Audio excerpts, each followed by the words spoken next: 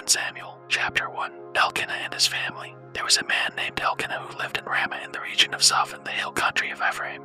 He was the son of Jeroham, son of Elihu, son of Tohu, son of Zoph of Ephraim. Elkanah had 2 wives, Hannah and Peninnah. Peninnah had children, but Hannah did not. Each year Elkanah would travel to Shiloh to worship and sacrifice to the Lord of Heaven's armies at the tabernacle. The priests of the Lord at that time were the 2 sons of Elihophni and Phinehas. On the days Elkanah presented his sacrifice, he would give portions of the meat to Peninnah and each of her children. And though he loved Hannah, he would give her only one choice portion because the Lord had given her no children. So Peninnah would taunt Hannah and make fun of her because the Lord had kept her from having children. Year after year it was the same Peninnah would taunt Hannah as they went to the tabernacle. Each time Hannah would be reduced to tears and would not even eat. "Why are you crying, Hannah?" Elkanah would ask. "Why aren't you eating? Why be downhearted just because you have no children?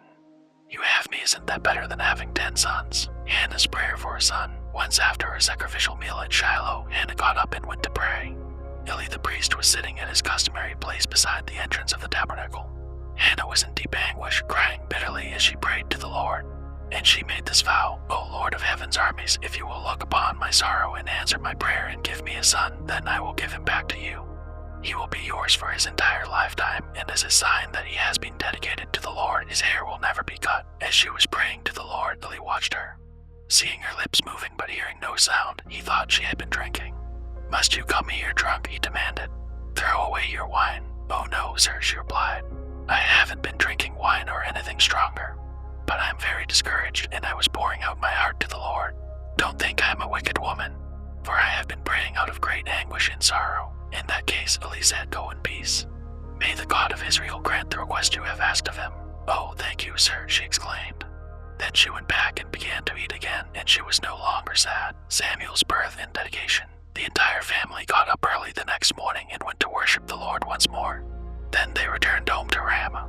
When Elkanah slept with Hannah, the Lord remembered her plea, and in due time she gave birth to a son. She named him Samuel, for she said, "I asked the Lord for him." The next year Elkanah and his family went on their annual trip to offer a sacrifice to the Lord and to keep his vow.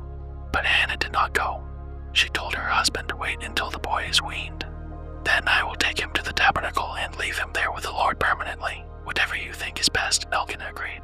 "Stay here for now, and may the Lord help you keep your promise." So she stayed home and nursed the boy until he was weaned. When the child was weaned, Hannah took him to the tabernacle in Shiloh. They brought along a 3-year-old bull for the sacrifice and a basket of flour and some wine. After sacrificing the bull, they brought the boy to Eli. "Sir, do you remember me?" Hannah asked. "I am the very woman who stood here several years ago praying to the Lord. I asked the Lord to give me this boy, and he has granted my request. Now I am giving him to the Lord, and he will belong to the Lord his whole life," and they worshiped the Lord there. Chapter 2. Hannah's Prayer of Praise. Then Hannah prayed, "My heart rejoices in the Lord. The Lord has made me strong. Now I have an answer for my enemies. I rejoice because you rescued me. No one is holy like the Lord. There is no one besides you. There is no rock like our God. Stop acting so proud and haughty. Don't speak with such arrogance. For the Lord is a God who knows what you have done. He will judge your actions. The bow of the mighty is now broken, and those who stumbled are now strong. Those who were well fed are now starving, and those who were starving are now full. The childless woman now has 7 children, and the woman with many children wastes away. The Lord gives both death and life. He brings some down to the grave but raises others up. The Lord makes some poor and others rich. He brings some down and lifts others up. He lifts the poor from the dust and the needy from the garbage dump. He sets them among princes, placing them in seats of honor. For all the earth is the Lord's, and he has set the world in order. He will protect his faithful ones, but the wicked will disappear in darkness. No one will succeed by strength alone. Those who fight against the Lord will be shattered. He thunders against them from heaven. The Lord judges throughout the earth. He gives power to his king. He increases the strength of his anointed one. Then Elkanah returned home to Ramah without Samuel, and the boy served the Lord by assisting Eli the priest, Eli's wicked sons. Now the sons of Eli were scoundrels who had no respect for the Lord or for their duties as priests. Whenever anyone offered a sacrifice, Eli's sons would send over a servant with a 3-pronged fork. While the meat of the sacrificed animal was still boiling, the servant would stick the fork into the pot and demand that whatever it brought up be given to Eli's sons. All the Israelites who came to worship at Shiloh were treated this way. Sometimes the servant would come even before the animal's fat had been burned on the altar. He would demand raw meat before it had been boiled so that it could be used for roasting. The man offering the sacrifice might reply, "Take as much as you want, but the fat must be burned first." Then the servant would demand, "No, give it to me now, or I'll take it by force." So the sin of these young men was very serious in the Lord's sight, for they treated the Lord's offerings with contempt. But Samuel, though he was only a boy, served the Lord. He wore a linen garment like that of a priest. Each year his mother made a small coat for him and brought it to him when she came with her husband for the sacrifice. Before they returned home, Eli would bless Elkanah and his wife and say, "May the Lord give you other children to take the place of this one she gave to the Lord." And the Lord blessed Hannah, and she conceived and gave birth to 3 sons and 2 daughters. Meanwhile, Samuel grew up in the presence of the Lord. Now Eli was very old, but he was aware of what his sons were doing to the people of Israel. He knew, for instance, that his sons were seducing the young women who assisted at the entrance of the tabernacle. Eli said to them, "I have been hearing reports from all the people about the wicked things you are doing. Why do you keep sinning? You must stop, my sons. The reports I hear among the Lord's people are not good. If someone sins against another person, God can mediate for the guilty party. But if someone sins against the Lord, who can intercede?" But Eli's sons wouldn't listen to their father, for the Lord was already planning to put them to death. Meanwhile, the boy Samuel grew taller and grew in favor with the Lord and with the people. A warning for Eli's family. One day a man of God came to Eli and gave him this message from the Lord: "I revealed myself to your ancestors when they were Pharaoh's slaves in Egypt. I chose your ancestor Aaron from among all the tribes of Israel to be my priest, to offer sacrifices on my altar, to burn incense, and to wear the priestly vest as he served me.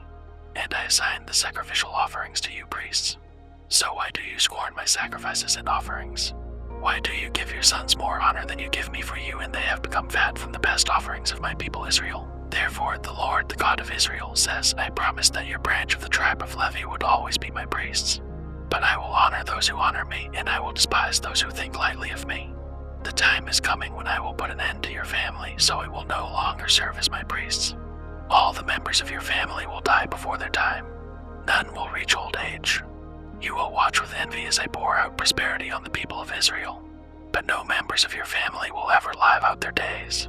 The few not cut off from serving at my altar will survive, but only so their eyes can go blind and their hearts break, and their children will die a violent death. And to prove that what I have said will come true, I will cause your 2 sons, Hophni and Phinehas, to die on the same day. Then I will raise up a faithful priest who will serve me and do what I desire. I will establish his family, and they will be priests to my anointed kings forever. Then all of your surviving family will bow before him, begging for money and food. Please, they will say, give us jobs among the priests so we will have enough to eat. Chapter 3. The Lord speaks to Samuel. Meanwhile, the boy Samuel served the Lord by assisting Eli.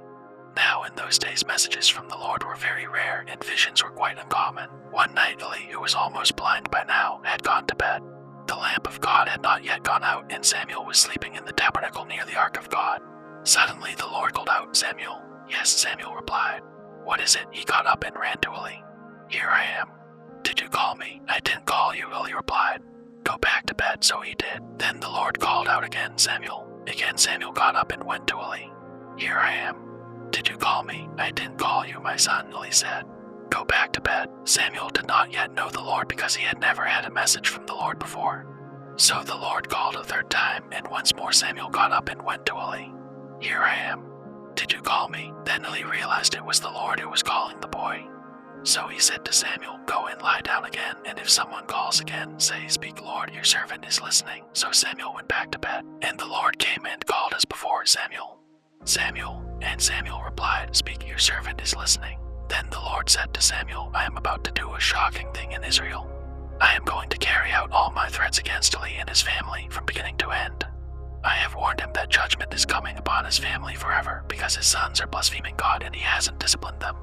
So I have vowed that the sins of Eli and his sons will never be forgiven by sacrifices or offerings. Samuel speaks for the Lord. Samuel stayed in bed until morning, then got up and opened the doors of the tabernacle as usual. He was afraid to tell Eli what the Lord had said to him. But Eli called out to him, Samuel, my son. Here I am, Samuel replied. What did the Lord say to you? Tell me everything. And may God strike you and even kill you if you hide anything from me. So Samuel told Eli everything. He didn't hold anything back. It is the Lord's will, Eli replied. Let him do what he thinks best. As Samuel grew up, the Lord was with him, and everything Samuel said proved to be reliable. And all Israel, from Dan in the north to Beersheba in the south, knew that Samuel was confirmed as a prophet of the Lord. The Lord continued to appear at Shiloh and gave messages to Samuel there at the tabernacle. Chapter 4. And Samuel's words went out to all the people of Israel. The Philistines captured the ark. At that time, Israel was at war with the Philistines. The Israelite army was camped near Ebenezer, and the Philistines were at Aphek. The Philistines attacked and defeated the army of Israel, killing 4,000 men. After the battle was over, the troops retreated to their camp, and the elders of Israel asked, "Why did the Lord allow us to be defeated by the Philistines?" Then they said, "Let's bring the ark of the covenant of the Lord from Shiloh. If we carry it into battle with us, it will save us from our enemies." So they sent men to Shiloh to bring the ark of the covenant of the Lord of heaven's armies, who was enthroned between the cherubim. Hophni and Phinehas, the sons of Eli, were also there with the ark of the covenant of God. When all the Israelites saw the ark of the covenant of the Lord coming into the camp, their shout of joy was so loud it made the ground shake. "What's going on?" the Philistines asked. "What's all the shouting about in the Hebrew camp?" When they were told it was because the ark of the Lord had arrived, they panicked. "The gods have come into their camp," they cried. "This is a disaster. We have never had to face anything like this before. Help! Who can save us from these mighty gods of Israel? They are the same gods who destroyed the Egyptians with plagues when Israel was in the wilderness. Fight as never before, Philistines. If you don't, we will become the Hebrews' slaves just as they have been ours. Stand up like men and fight." So the Philistines fought desperately, and Israel was defeated again. The slaughter was great. 30,000 Israelite soldiers died that day. The survivors turned and fled to their tents. The ark of God was captured, and Hophni and Phinehas, the two sons of Eli, were killed. The death of Eli, a man from the tribe of Benjamin, ran from the battlefield and arrived at Shiloh later that same day. He had torn his clothes and put dust on his head to show his grief. Eli was waiting beside the road to hear the news of the battle, for his heart trembled for the safety of the ark of God.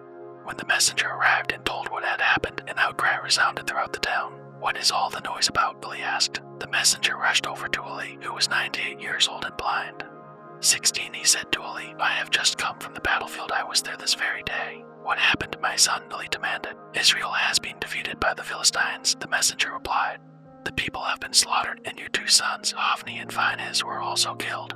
And the ark of God has been captured." When the messenger mentioned what had happened to the ark of God, Eli fell backward from his seat beside the gate. He broke his neck and died, for he was old and overweight. He had been Israel's judge for 40 years. Eli's daughter-in-law, the wife of Phinehas, was pregnant and near her time of delivery. When she heard that the ark of God had been captured and that her father-in-law and husband were dead, she went into labor and gave birth. She died in childbirth, but before she passed away, the midwives tried to encourage her. "Don't be afraid," they said. "You have a baby boy," but she did not answer or pay attention to them. She named the child Ichabod, which means "where is the glory?" For she said, "Israel's glory is gone." She named him this because the ark of God had been captured and because her father-in-law and husband were dead.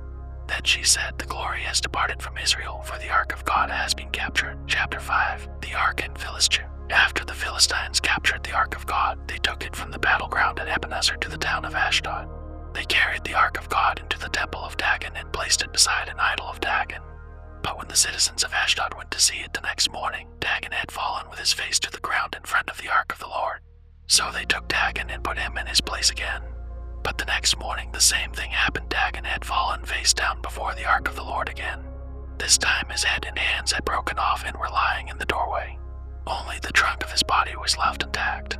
That is why to this day neither the priests of Dagon nor anyone who enters the temple of Dagon in Ashdod will step on its threshold. Then the Lord's heavy hand struck the people of Ashdod and the nearby villages with a plague of tumors. When the people realized what was happening, they cried out, "We can't keep the ark of the God of Israel here any longer. He is against us. We will all be destroyed along with Dagon, our God." So they called together the rulers of the Philistine towns and asked, "What should we do with the ark of the God of Israel?" The rulers discussed it and replied, "Move it to the town of Gath." So they moved the ark of the God of Israel to Gath. But when the ark arrived at Gath, the Lord's heavy hand fell on its men, young and old. He struck them with a plague of tumors, and there was a great panic. So they sent the ark of God to the town of Ekron. But when the people of Ekron saw it coming, they cried out, "They are bringing the ark of the God of Israel here to kill us too." The people summoned the Philistine rulers again and begged them, "Please send the ark of the God of Israel back to its own country, or it will kill us all." For the deadly plague from God had already begun, and great fear was sweeping across the town. Those who didn't die were afflicted with tumors, and the cry from the town rose to heaven. Chapter 6. The Philistines returned the ark. The ark of the Lord remained in Philistine territory 7 months in all. Then the Philistines called in their priests and diviners and asked them, "What should we do about the ark of the Lord? Tell us how to return it to its own country." "Send the ark of the God of Israel back with a gift," they were told. "Send a guilt offering so the plague will stop." Then, if you are healed, you will know it was his hand that caused the plague. What sort of guilt offering should we send? They asked. And they were told, since the plague has struck both you and your 5 rulers, make 5 gold tumors and 5 gold rats, just like those that have ravaged your land. Make these things to show honor to the God of Israel. Perhaps then he will stop afflicting you, your gods, and your land. Don't be stubborn and rebellious as Pharaoh and the Egyptians were. By the time God was finished with them, they were eager to let Israel go. Now build a new cart and find 2 cows that have just given birth to calves. Make sure the cows have never been yoked to a cart. Hitch the cows to the cart, but shut their calves away from them in a pen. Put the ark of the Lord on the cart, and beside it place a chest containing the gold rats and gold tumors you are sending as a guilt offering. Then let the cows go wherever they want. 9, if they cross the border of our land and go to Beth-Shemesh, we will know it was the Lord who brought this great disaster upon us. If they don't, we will know it was not his hand that caused the plague. It came simply by chance. So these instructions were carried out. 2 cows were hitched to the cart, and their newborn calves were shut up in a pen. Then the ark of the Lord and the chest containing the gold rats and gold tumors were placed on the cart. And sure enough, without veering off in other directions, the cows went straight along the road toward Beth-Shemesh, lowing as they went. The Philistine rulers followed them as far as the border of Beth-Shemesh. The people of Beth-Shemesh were harvesting wheat in the valley, and when they saw the ark, they were overjoyed. The cart came into the field of a man named Joshua and stopped beside a large rock. So the people broke up the wood of the cart for a fire and killed the cows and sacrificed them to the Lord as a burnt offering. Several men of the tribe of Levi lifted the ark of the Lord and the chest containing the gold rats and gold tumors from the cart and placed them on the large rock. Many sacrifices and burnt offerings were offered to the Lord that day by the people of Beth-Shemesh. The 5 Philistine rulers watched all this and then returned to Ekron that same day. The 5 gold tumors sent by the Philistines as a guilt offering to the Lord were gifts from the rulers of Ashdod, Gaza, Ashkelon, Gath, and Ekron. The 5 gold rats represented the 5 Philistine towns and their surrounding villages, which were controlled by the 5 rulers. The large rock at Beth-Shemesh, where they set the ark of the Lord, still stands in the field of Joshua as a witness to what happened there. The ark moved to Kiriath-Jearim, but the Lord killed 70 men from Beth-Shemesh because they looked into the ark of the Lord. And the people mourned greatly because of what the Lord had done. Who is able to stand in the presence of the Lord, this holy God? They cried out. Where can we send the ark from here? So they sent messengers to the people at Kiriath-Jearim and told them, the Philistines have returned the ark of the Lord. Come here and get it. Chapter 7. So the men of Kiriath-Jearim came to get the ark of the Lord. They took it to the hillside home of Abinadab and ordained Eleazar, his son, to be in charge of it. The ark remained in Kiriath-Jearim for a long time, 20 years in all. During that time all Israel mourned because it seemed the Lord had abandoned them. Samuel leads Israel to victory. Then Samuel said to all the people of Israel, if you want to return to the Lord with all your hearts, get rid of your foreign gods and your images of Ashtoreth. Turn your hearts to the Lord and obey him alone. Then he will rescue you from the Philistines. So the Israelites got rid of their images of Baal and Ashtoreth and worshipped only the Lord. Then Samuel told them, gather all of Israel to Mizpah, and I will pray to the Lord for you. So they gathered at Mizpah and in a great ceremony drew water from a well and poured it out before the Lord. They also went without food all day and confessed that they had sinned against the Lord. It was at Mizpah that Samuel became Israel's judge. When the Philistine rulers heard that Israel had gathered at Mizpah, they mobilized their army and advanced. The Israelites were badly frightened when they learned that the Philistines were approaching. Don't stop pleading with the Lord our God to save us from the Philistines, they begged Samuel. So Samuel took a young lamb and offered it to the Lord as a whole burnt offering. He pleaded with the Lord to help Israel, and the Lord answered him. Just as Samuel was sacrificing the burnt offering, the Philistines arrived to attack Israel. But the Lord spoke with a mighty voice of thunder from heaven that day, and the Philistines were thrown into such confusion that the Israelites defeated them. The men of Israel chased them from Mizpah to a place below Bethgar, slaughtering them all along the way. Samuel then took a large stone and placed it between the towns of Mizpah and Jeshanah. He named it Ebenezer, which means the stone of help, for he said, up to this point the Lord has helped us. So the Philistines were subdued and didn't invade Israel again for some time. And throughout Samuel's lifetime, the Lord's powerful hand was raised against the Philistines. The Israelite villages near Ekron and Gath that the Philistines had captured were restored to Israel, along with the rest of the territory that the Philistines had taken. And there was peace between Israel and the Amorites in those days. Samuel continued as Israel's judge for the rest of his life. Each year he traveled around, setting up his court first at Bethel, then at Gilgal, and then at Mizpah. He judged the people of Israel at each of these places. Then he would return to his home at Ramah, and he would hear cases there too. And Samuel built an altar to the Lord at Ramah. Chapter 8. Israel requests a king. As Samuel grew old, he appointed his sons to be judges over Israel. Joel and Abijah, his oldest sons, held court in Beersheba. But they were not like their father, for they were greedy for money. They accepted bribes and perverted justice. Finally, all the elders of Israel met at Ramah to discuss the matter with Samuel. Look, they told him, you are now old, and your sons are not like you. Give us a king to judge us like all the other nations have. Samuel was displeased with their request and went to the Lord for guidance. Do everything they say to you, the Lord replied, for they are rejecting me, not you. They don't want me to be their king any longer. Ever since I brought them from Egypt, they have continually abandoned me and followed other gods. And now they are giving you the same treatment. Do as they ask, but solemnly warn them about the way a king will reign over them. Samuel warns against a kingdom. So Samuel passed on the Lord's warning to the people who were asking him for a king. This is how a king will reign over you, Samuel said. The king will draft your sons and assign them to his chariots and his charioteers, making them run before his chariots. Some will be generals and captains in his army, some will be forced to plow in his fields and harvest his crops, and some will make his weapons and chariot equipment. The king will take your daughters from you and force them to cook and bake and make perfumes for him.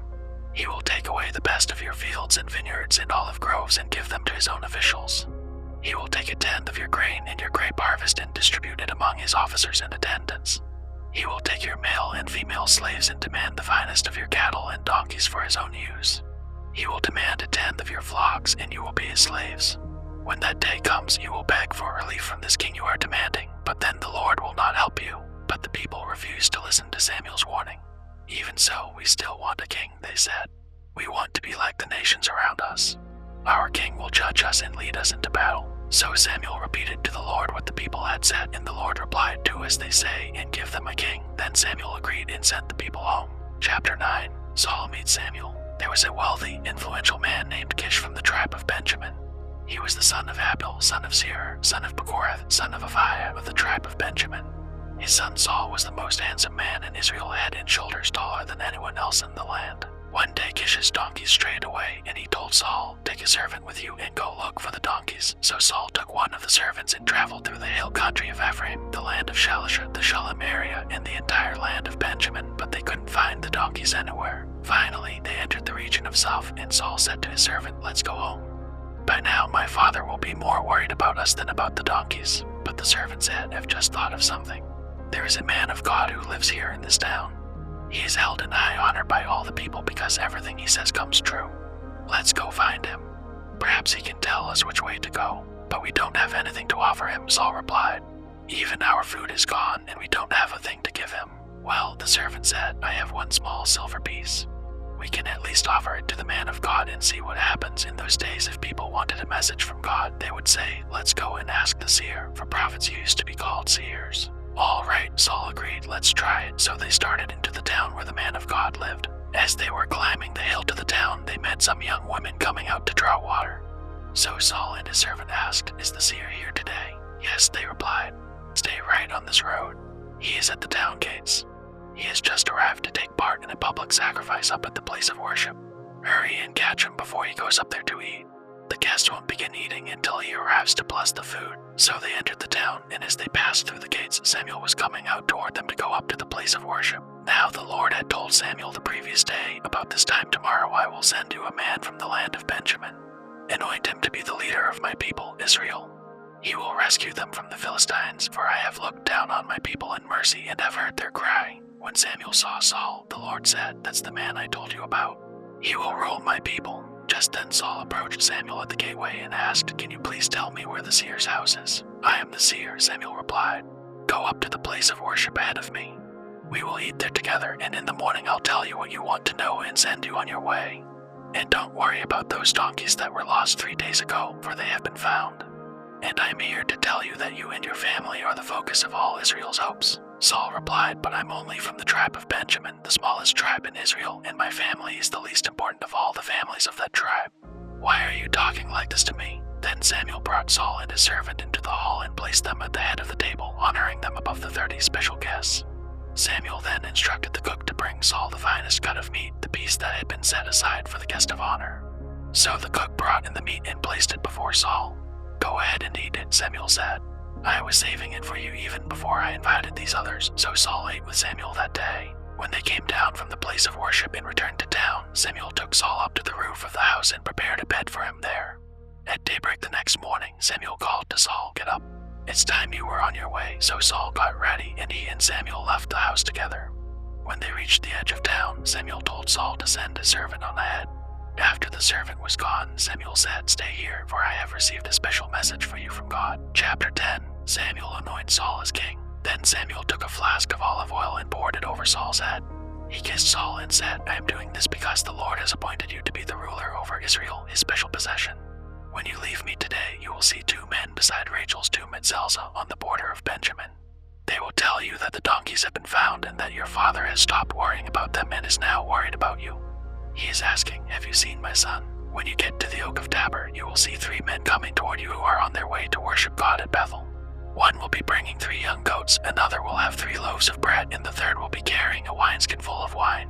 They will greet you and offer you 2 of the loaves which you are to accept. When you arrive at Jibah of God, where the garrison of the Philistines is located, you will meet a band of prophets coming down from the place of worship. They will be playing a harp, a tambourine, a flute, and a lyre, and they will be prophesying. At that time the Spirit of the Lord will come powerfully upon you, and you will prophesy with them. You will be changed into a different person. After these signs take place, do what must be done, for God is with you. Then go down to Gilgal ahead of me. I will join you there to sacrifice burnt offerings and peace offerings. You must wait for 7 days until I arrive and give you further instructions." Samuel's signs are fulfilled. As Saul turned and started to leave, God gave him a new heart, and all Samuel's signs were fulfilled that day. When Saul and his servant arrived at Jibah, they saw a group of prophets coming toward them. Then the Spirit of God came powerfully upon Saul, and he too began to prophesy. When those who knew Saul heard about it, they exclaimed, "What? Is even Saul a prophet? How did the son of Kish become a prophet?" And one of those standing there said, "Can anyone become a prophet, no matter who his father is? So that is the origin of the saying, 'Is even Saul a prophet?'" When Saul had finished prophesying, he went up to the place of worship. "Where have you been?" Saul's uncle asked him and his servant. "We were looking for the donkeys," Saul replied, "but we couldn't find them. So we went to Samuel to ask him where they were." "Oh, and what did he say?" his uncle asked. "He told us that the donkeys had already been found," Saul replied. But Saul didn't tell his uncle what Samuel said about the kingdom. Saul is acclaimed king. Later Samuel called all the people of Israel to meet before the Lord at Mizpah. And he said, "This is what the Lord, the God of Israel, has declared. I brought you from Egypt and rescued you from the Egyptians and from all of the nations that were oppressing you. But though I have rescued you from your misery and distress, you have rejected your God today and have said, 'No, we want a king instead.' Now, therefore, present yourselves before the Lord by tribes and clans." So Samuel brought all the tribes of Israel before the Lord, and the tribe of Benjamin was chosen by lot. Then he brought each family of the tribe of Benjamin before the Lord, and the family of the Matrites was chosen. And finally Saul son of Kish was chosen from among them. But when they looked for him, he had disappeared. So they asked the Lord, "Where is he?" And the Lord replied, "He is hiding among the baggage." So they found him and brought him out, and he stood head and shoulders above anyone else. Then Samuel said to all the people, "This is the man the Lord has chosen as your king. No one in all Israel is like him." And all the people shouted, "Long live the king." Then Samuel told the people what the rights and duties of a king were. He wrote them down on a scroll and placed it before the Lord. Then Samuel sent the people home again. When Saul returned to his home at Jibah, a group of men whose hearts God had touched went with him. But there were some scoundrels who complained, "How can this man save us?" And they scorned him and refused to bring him gifts. But Saul ignored them. Nash, king of the Ammonites, had been grievously oppressing the people of Gad and Reuben who lived east of the Jordan River. He gouged out the right eye of each of the Israelites living there, and he didn't allow anyone to come and rescue them. In fact, of all the Israelites east of the Jordan, there wasn't a single one whose right eye Nash had not gouged out. But there were 7,000 men who had escaped from the Ammonites, and they had settled in Jabesh-Gilead. Chapter 11. Saul defeats the Ammonites. About a month later, King Nash of Ammon led his army against the Israelite town of Jabesh-Gilead. But all the citizens of Jabesh asked for peace. "Make a treaty with us, and we will be your servants," they pleaded. "All right," Nash said, "but only on one condition. I will gouge out the right eye of every one of you as a disgrace to all Israel." "Give us 7 days to send messengers throughout Israel," replied the elders of Jabesh. "If no one comes to save us, we will agree to your terms." When the messengers came to Jibah of Saul and told the people about their plight, everyone broke into tears. Saul had been plowing a field with his oxen, and when he returned to town, he asked, "What's the matter? Why is everyone crying?" So they told him about the message from Jabesh. Then the Spirit of God came powerfully upon Saul, and he became very angry. He took 2 oxen and cut them into pieces and sent the messengers to carry them throughout Israel with his message. This is what will happen to the oxen of anyone who refuses to follow Saul and Samuel into battle. And the Lord made the people afraid of Saul's anger, and all of them came out together as one. When Saul mobilized them at Massacre, he found that there were 300,000 men from Israel and 30,000 men from Judah. So Saul sent the messengers back to Jabesh-Gilead to say, "We will rescue you by noontime tomorrow." There was great joy throughout the town when that message arrived. The men of Jabesh then told their enemies, "Tomorrow we will come out to you, and you can do to us whatever you wish." But before dawn the next morning, Saul arrived, having divided his army into 3 detachments. He launched a surprise attack against the Ammonites and slaughtered them the whole morning. The remnant of their army was so badly scattered that no 2 of them were left together. Then the people exclaimed to Samuel, "Now where are those men who said, 'Why should Saul rule over us? Bring them here, and we will kill them.'" But Saul replied, "No one will be executed today, for today the Lord has rescued Israel." Then Samuel said to the people, "Come, let us all go to Gilgal to renew the kingdom." So they all went to Gilgal, and in a solemn ceremony before the Lord they made Saul king. Then they offered peace offerings to the Lord, and Saul and all the Israelites were filled with joy. Chapter 12, Samuel's farewell address. Then Samuel addressed all Israel. "I have done as you asked and given you a king. Your king is now your leader. I stand here before you an old, gray-haired man, and my sons serve you. I have served as your leader from the time I was a boy to this very day. Now testify against me in the presence of the Lord and before his anointed one. Whose ox or donkey have I stolen? Have I ever cheated any of you? Have I ever oppressed you? Have I ever taken a bribe and perverted justice? Tell me, and I will make right whatever I have done wrong." "No," they replied, "you have never cheated or oppressed us, and you have never taken even a single bribe. The Lord and his anointed one are my witnesses today," Samuel declared, "that my hands are clean." "Yes, he is a witness," they replied. "It was the Lord who appointed Moses and Aaron," Samuel continued. "He brought your ancestors out of the land of Egypt. Now stand here quietly before the Lord as I remind you of all the great things the Lord has done for you and your ancestors. When the Israelites were in Egypt and cried out to the Lord, he sent Moses and Aaron to rescue them from Egypt and to bring them into this land. But the people soon forgot about the Lord their God, so he handed them over to Sisera, the commander of Hazor's army, and also to the Philistines and to the king of Moab, who fought against them. Then they cried to the Lord again and confessed, 'We have sinned by turning away from the Lord and worshipping the images of Baal and Ashtoreth. But we will worship you and you alone if you will rescue us from our enemies.' Then the Lord sent Gideon, Bedan, Jephthah, and Samuel to save you, and you lived in safety. But when you were afraid of Nash, the king of Ammon, you came to me and said that you wanted a king to reign over you, even though the Lord your God was already your king. All right, here is the king you have chosen. You asked for him, and the Lord has granted your request. Now if you fear and worship the Lord and listen to his voice, and if you do not rebel against the Lord's commands, then both you and your king will show that you recognize the Lord as your God.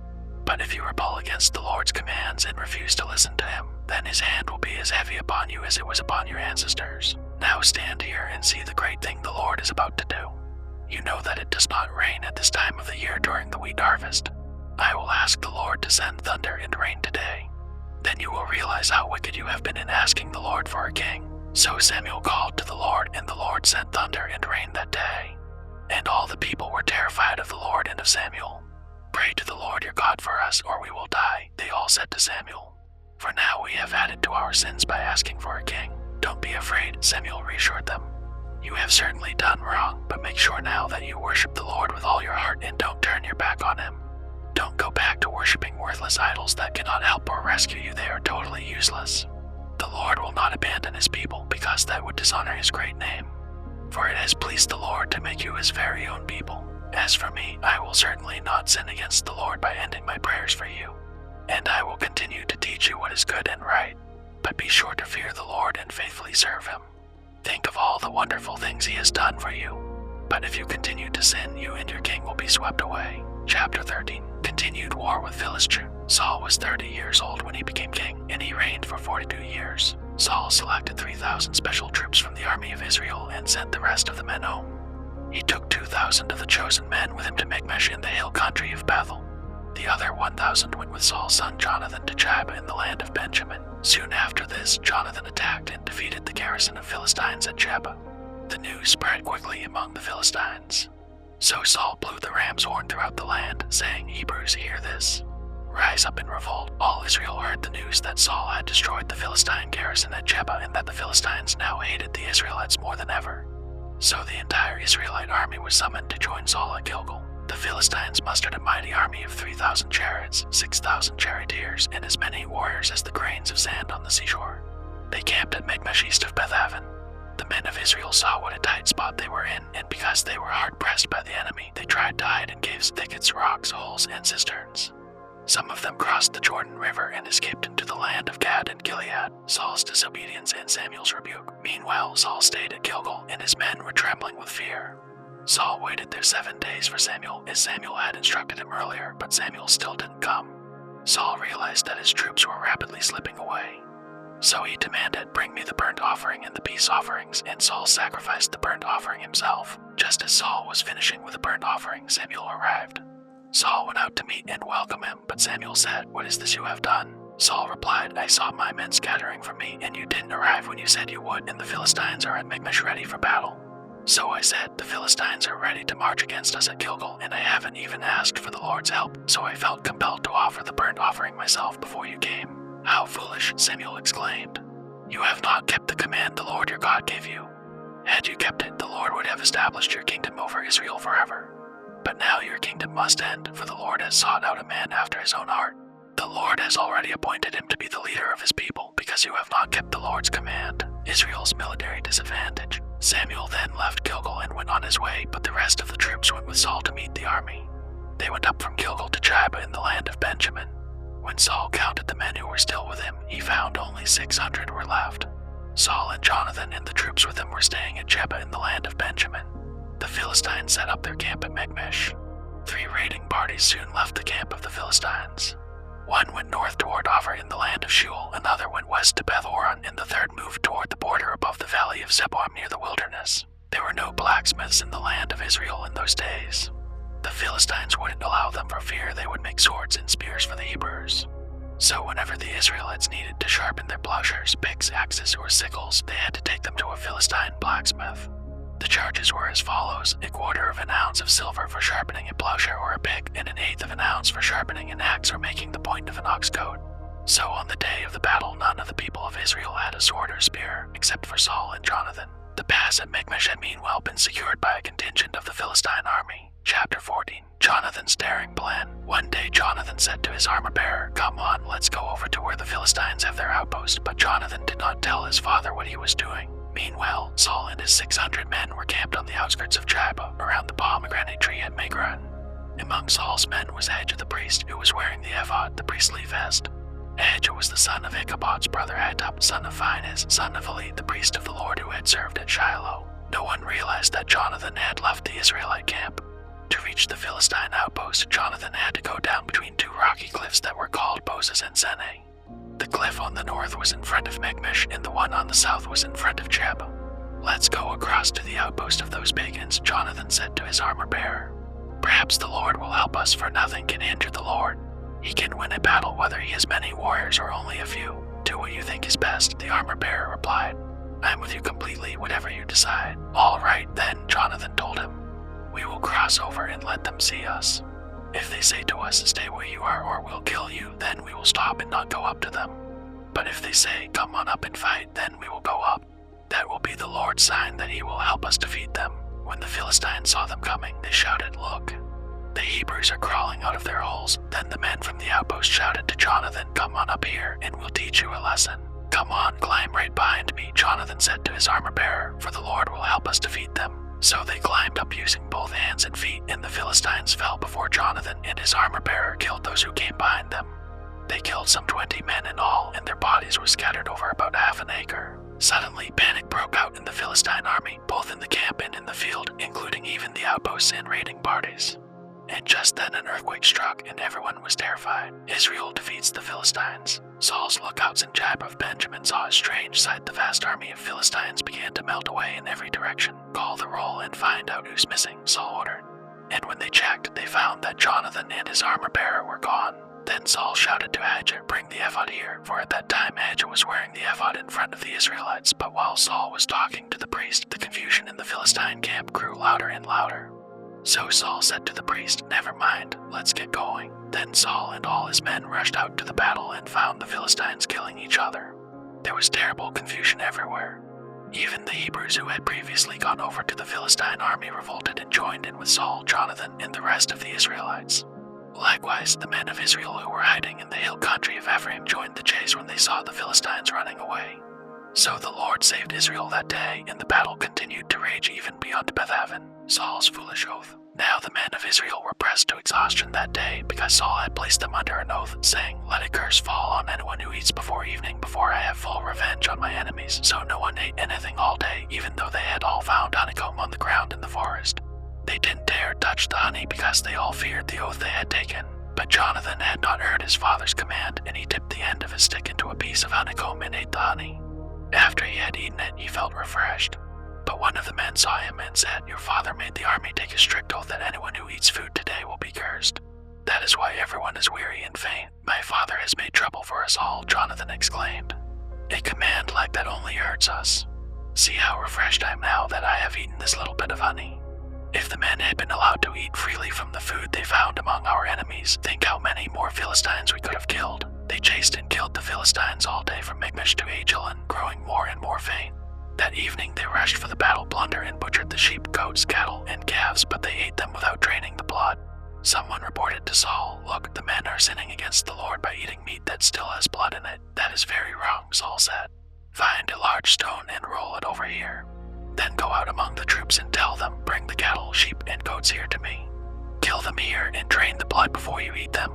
Do not sin against the Lord by eating meat with the blood still in it." So that night all the troops brought their animals and slaughtered them there. Then Saul built an altar to the Lord. It was the first of the altars he built to the Lord. Then Saul said, "Let's chase the Philistines all night and plunder them until sunrise. Let's destroy every last one of them." His men replied, "We'll do whatever you think is best." But the priest said, "Let's ask God first." So Saul asked God, "Should we go after the Philistines? Will you help us defeat them?" But God made no reply that day. Then Saul said to the leaders, "Something's wrong. I want all my army commanders to come here. We must find out what sin was committed today. I vow by the name of the Lord who rescued Israel that the sinner will surely die, even if it is my own son Jonathan." But no one would tell him what the trouble was. Then Saul said, "Jonathan and I will stand over here, and all of you stand over there." And the people responded to Saul, "Whatever you think is best." Then Saul prayed, "O Lord, God of Israel, please show us who is guilty and who is innocent." Then they cast sacred lots, and Jonathan and Saul were chosen as the guilty ones, and the people were declared innocent. Then Saul said, "Now cast lots again and choose between me and Jonathan." And Jonathan was shown to be the guilty one. "Tell me what you have done," Saul demanded of Jonathan. "I tasted a little honey," Jonathan admitted. "It was only a little bit on the end of my stick." "Does that deserve death?" "Yes, Jonathan," Saul said, "you must die. May God strike me and even kill me if you do not die for this." But the people broke in and said to Saul, "Jonathan has won this great victory for Israel. Should he die? Far from it. As surely as the Lord lives, not one hair on his head will be touched, for God helped him do a great deed today." So the people rescued Jonathan, and he was not put to death. Then Saul called back the army from chasing the Philistines, and the Philistines returned home.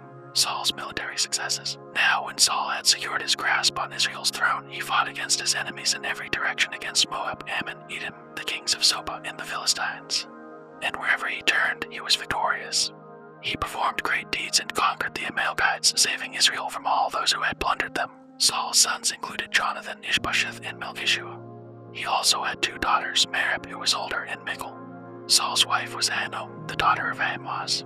The commander of Saul's army was Eber, the son of Saul's uncle Ner. Saul's father, Kish, and Eber's father, Ner, were both sons of Abiel. The Israelites fought constantly with the Philistines throughout Saul's lifetime. So whenever Saul observed a young man who was brave and strong, he drafted him into his army. Chapter 15. Saul defeats the Amalekites. One day Samuel said to Saul, "It was the Lord who told me to anoint you as king of his people, Israel. Now listen to this message from the Lord. This is what the Lord of Heaven's armies has declared. I have decided to settle accounts with the nation of Amalek for opposing Israel when they came from Egypt. Now go and completely destroy the entire Amalekite nation, men, women, children, babies, cattle, sheep, goats, camels, and donkeys." So Saul mobilized his army at Telaim. There were 200,000 soldiers from Israel and 10,000 men from Judah. Then Saul and his army went to a town of the Amalekites and lay in wait in the valley. Saul sent this warning to the Kenites, "Move away from where the Amalekites live, or you will die with them. For you showed kindness to all the people of Israel when they came up from Egypt." So the Kenites backed up and left. Then Saul slaughtered the Amalekites from Havilah all the way to Shur, east of Egypt. He captured Agag, the Amalekite king, but destroyed everyone else. Saul and his men spared Agag's life and kept the best of the sheep and goats, the cattle, the fat calves, and the lambs, everything, in fact, that appealed to them. They destroyed only what was worthless or of poor quality. The Lord rejects Saul. Then the Lord said to Samuel, Beloved, I am sorry that I ever made Saul king, for he has not been loyal to me and has refused to obey my command. Samuel was so deeply moved when he heard this that he cried out to the Lord all night. Early the next morning Samuel went to find Saul. Someone told him Saul went to the town of Carmel to set up a monument to himself. Then he went on to Gilgal. When Samuel finally found him, Saul greeted him cheerfully. May the Lord bless you, he said. I have carried out the Lord's command. Then what is all the bleating of sheep and goats and the lowing of cattle I hear? Samuel demanded. It's true that the army spared the best of the sheep, goats, and cattle, Saul admitted. But they are going to sacrifice them to the Lord your God. We have destroyed everything else. Then Samuel said to Saul, Stop. Listen to what the Lord told me last night. What did he tell you? Saul asked. And Samuel told him, Although you may think little of yourself, are you not the leader of the tribes of Israel? The Lord has anointed you king of Israel. And the Lord sent you on a mission and told you, Go and completely destroy the sinners, the Amalekites, until they are all dead. Why haven't you obeyed the Lord? Why did you rush for the plunder and do what was evil in the Lord's sight? But I did obey the Lord, Saul insisted. I carried out the mission he gave me. I brought back King Agag, but I destroyed everyone else.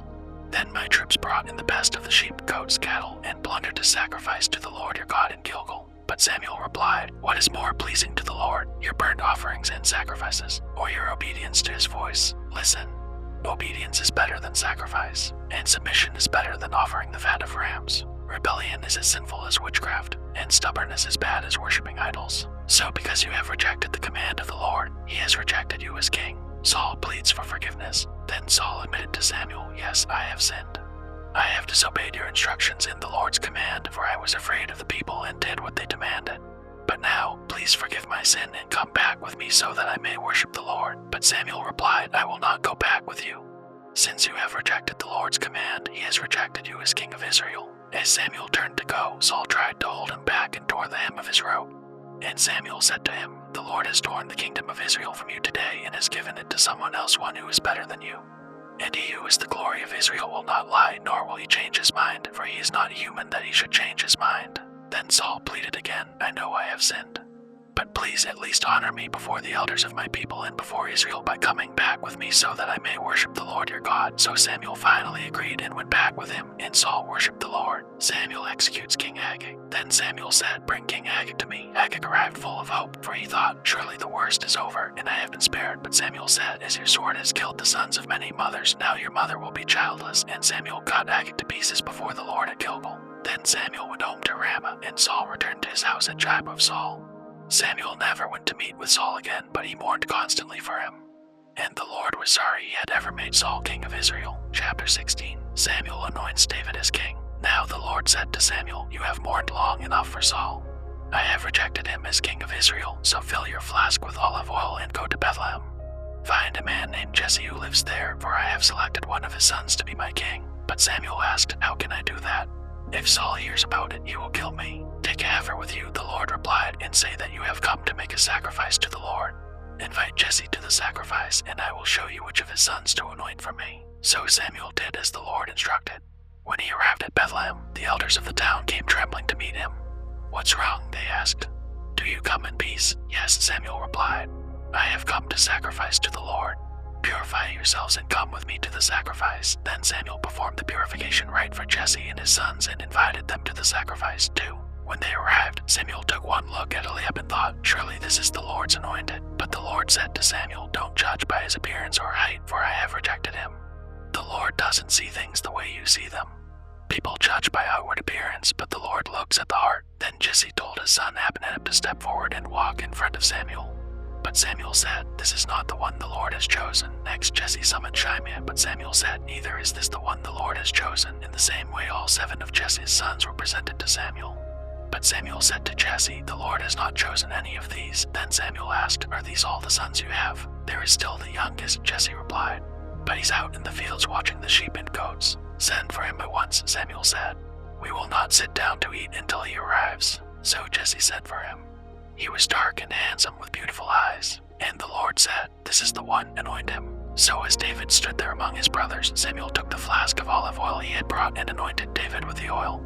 And the Spirit of the Lord came powerfully upon David from that day on.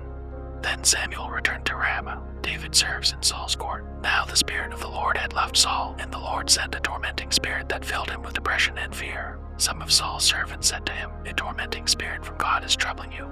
Let us find a good musician to play the harp whenever the tormenting spirit troubles you. He will play soothing music, and you will soon be well again." "All right," Saul said. "Find me someone who plays well, and bring him here." One of the servants said to Saul, "One of Jesse's sons from Bethlehem is a talented harp player. Not only that, he is a brave warrior, a man of war, and has good judgment. He is also a fine-looking young man, and the Lord is with him." So Saul sent messengers to Jesse to say, "Send me your son David, the shepherd." Jesse responded by sending David to Saul, along with a young goat, a donkey loaded with bread, and a wineskin full of wine. So David went to Saul and began serving him. Saul loved David very much, and David became his armor-bearer. Then Saul sent word to Jesse asking, "Please let David remain in my service, for I am very pleased with him." And whenever the tormenting spirit from God troubled Saul, David would play the harp. Then Saul would feel better, and the tormenting spirit would go away. Chapter 17. Goliath challenges the Israelites. The Philistines now mustered their army for battle and camped between Soko and Judah and Azekah-Abstamim. Saul countered by gathering his Israelite troops near the Valley of Elah. So the Philistines and Israelites faced each other on opposite hills with a valley between them. Then Goliath, a Philistine champion from Gath, came out of the Philistine ranks to face the forces of Israel. He was over 9 feet tall. He wore a bronze helmet, and his bronze coat of mail weighed 125 pounds. He also wore bronze leg armor, and he carried a bronze javelin on his shoulder. The shaft of his spear was as heavy and thick as a weaver's beam, tipped with an iron spearhead that weighed 15 pounds. His armor-bearer walked ahead of him carrying a shield. Goliath stood and shouted a taunt across to the Israelites. "Why are you all coming out to fight?" he called. "I am the Philistine champion, but you are only the servants of Saul. Choose one man to come down here and fight me. If he kills me, then we will be your slaves. But if I kill him, you will be our slaves. I defy the armies of Israel today. Send me a man who will fight me." When Saul and the Israelites heard this, they were terrified and deeply shaken. Jesse sends David to Saul's camp. Now David was the son of a man named Jesse, an Ephrathite from Bethlehem in the land of Judah. Jesse was an old man at that time, and he had 8 sons. Jesse's 3 oldest sons, Eliab, Abinadab, and Shimei, had already joined Saul's army to fight the Philistines. David was the youngest son. David's 3 oldest brothers stayed with Saul's army, but David went back and forth so he could help his father with the sheep in Bethlehem. For 40 days, every morning and evening, the Philistine champion strutted in front of the Israelite army. One day Jesse said to David, "Take this basket of roasted grain and these 10 loaves of bread and carry them quickly to your brothers. And give these 10 cuts of cheese to their captain. See how your brothers are getting along and bring back a report on how they are doing." David's brothers were with Saul and the Israelite army at the Valley of Elah, fighting against the Philistines. So David left the sheep with another shepherd and set out early the next morning with gifts as Jesse had directed him. He arrived at the camp just as the Israelite army was leaving for the battlefield with shouts and battle cries. Soon the Israelite and Philistine forces stood facing each other, army against army. David left his things with the keeper of supplies and hurried out to the ranks to greet his brothers. As he was talking with them, Goliath, the Philistine champion from Gath, came out from the Philistine ranks. Then David heard him shout his usual taunt to the army of Israel. As soon as the Israelite army saw him, they began to run away in fright. "Have you seen the giant?" the men asked. "He comes out each day to defy Israel. The king has offered a huge reward to anyone who kills him. He will give that man one of his daughters for a wife, and the man's entire family will be exempted from paying taxes." David asked the soldiers standing nearby, "What will a man get for killing this Philistine and ending his defiance of Israel? Who is this pagan Philistine anyway, that he is allowed to defy the armies of the living God?" And these men gave David the same reply. They said, "Yes, that is the reward for killing him." But when David's oldest brother, Eliab, heard David talking to the men, he was angry. "What are you doing around here anyway?" he demanded. "What about those few sheep you're supposed to be taking care of? I know about your pride and deceit. You just want to see the battle." "What have I done now?" David replied. "I was only asking a question." He walked over to some others and asked them the same thing and received the same answer. Then David's question was reported to King Saul, and the king sent for him. David kills Goliath. "Don't worry about this Philistine," David told Saul. "I'll go fight him." "Don't be ridiculous," Saul replied. "There's no way you can fight this Philistine and possibly win. You're only a boy, and he's been a man of war since his youth." But David persisted. "I have been taking care of my father's sheep and goats," he said. "When a lion or a bear comes to steal a lamb from the flock, I go after rescue the lamb from its mouth.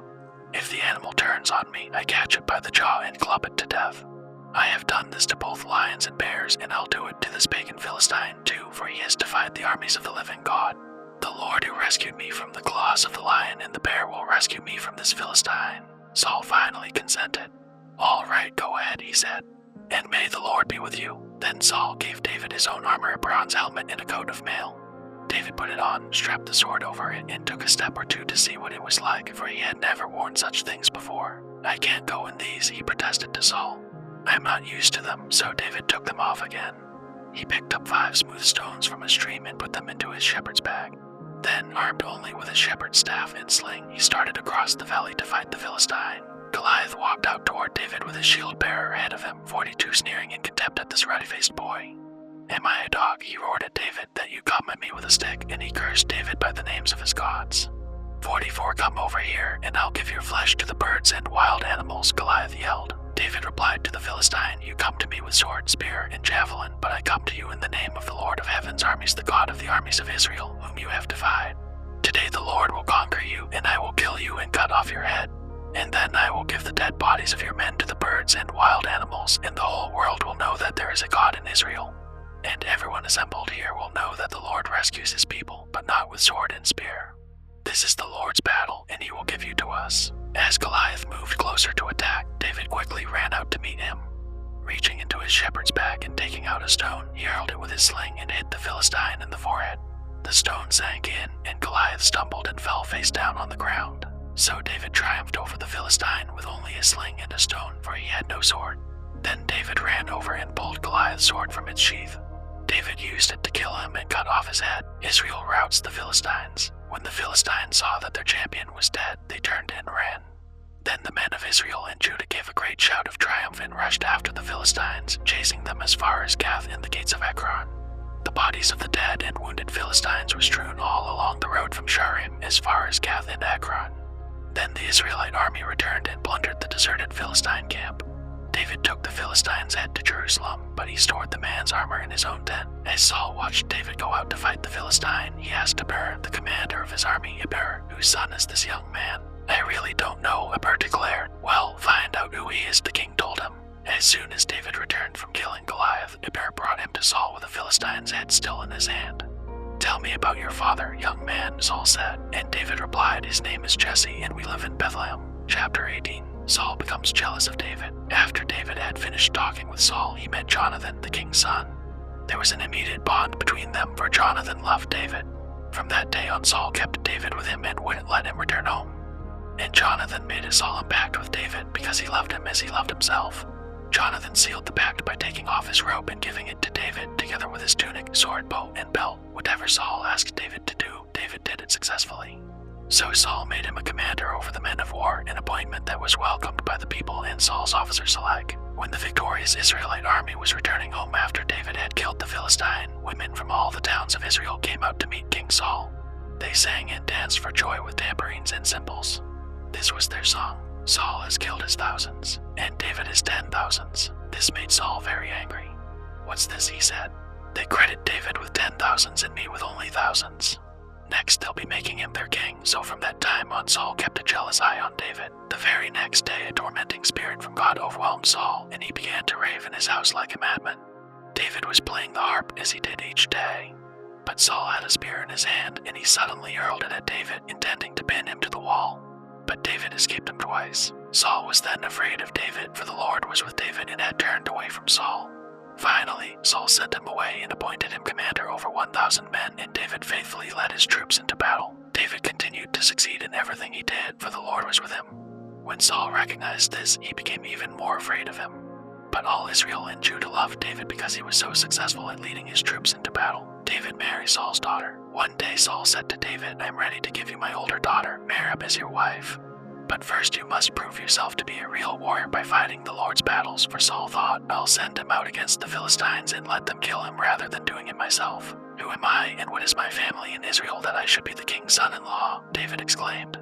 "My father's family is nothing." So when the time came for Saul to give his daughter Merab in marriage to David, he gave her instead to Adriel, a man from Mahalath. In the meantime, Saul's daughter Michal had fallen in love with David, and Saul was delighted when he heard about it.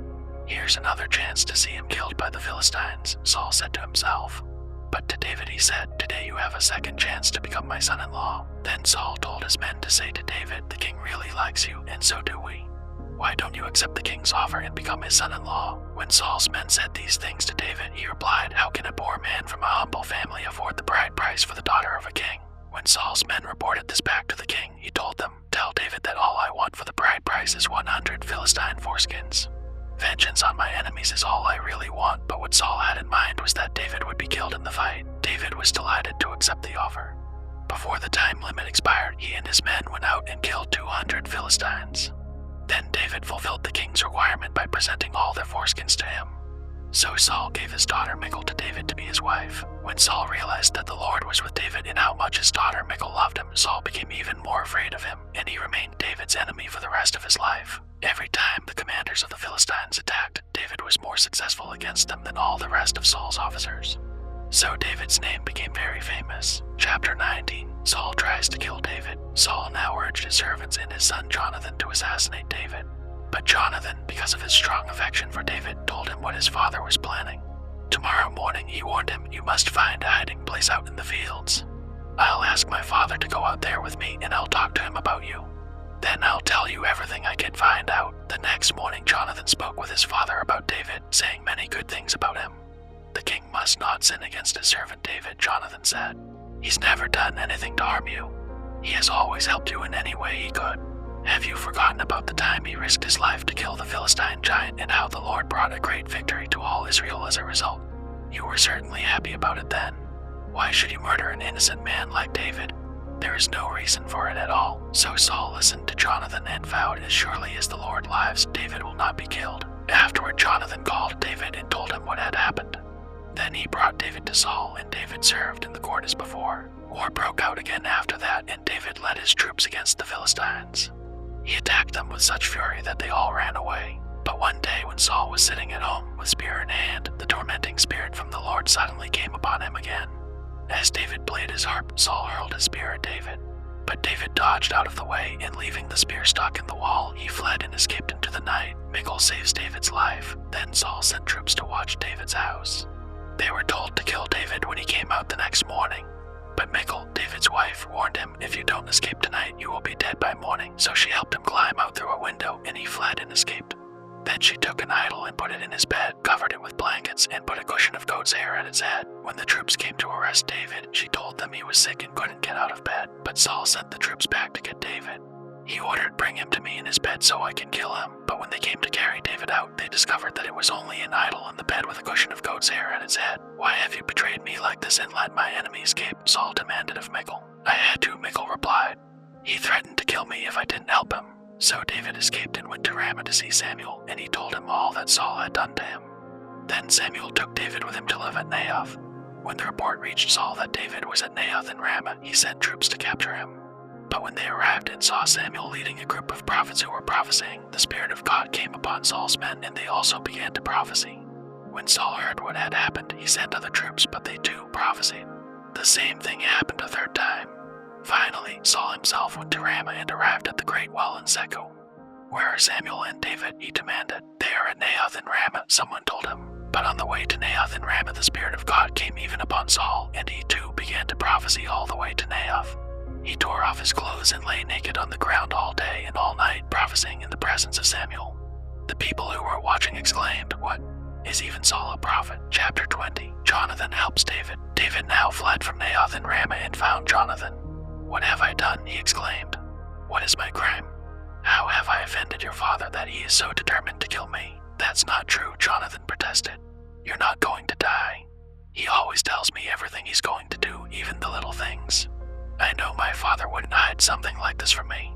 It just isn't so." Then David took an oath before Jonathan and said, "Your father knows perfectly well about our friendship, so he has said to himself, 'I won't tell Jonathan, why should I hurt him? But I swear to you that I am only a step away from death.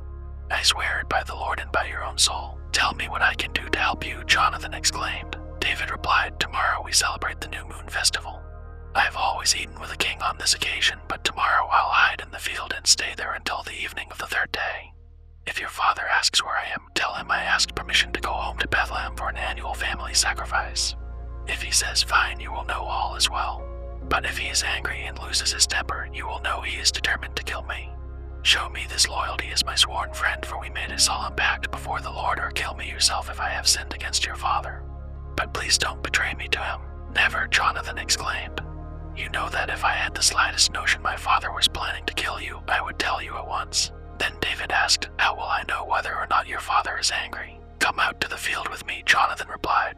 And they went out there together.